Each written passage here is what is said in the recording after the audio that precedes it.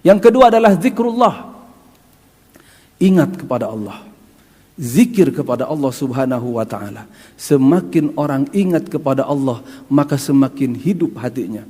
Tetapi semakin jauh dan semakin lupa kepada Allah, Allah juga semakin jauh dari dirinya, semakin lupa dari dirinya. Dan ketika itu hidupnya sangat tidak bermakna. Karena itu Rasul bersabda, "Matsalul hayyi wal mayyit." Masalul ladzi yadhkurullah wal ladzi la yadhkurullah kamatsalil hayyi wal mayyit.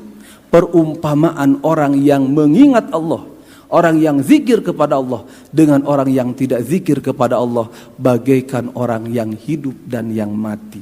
Orang yang senantiasa zikir dan ingat kepada Allah itulah orang yang hidup. Tetapi orang yang lupa kepada Allah sama saja dia sudah mati.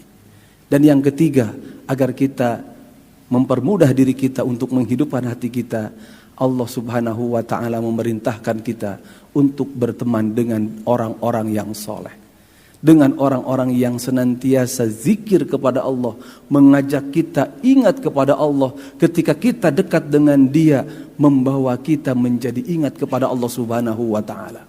Karena itu Rasul bersabda, "Al-mar'u ala dini khalilihi." Seseorang itu tergantung agama teman dekatnya, teman baiknya.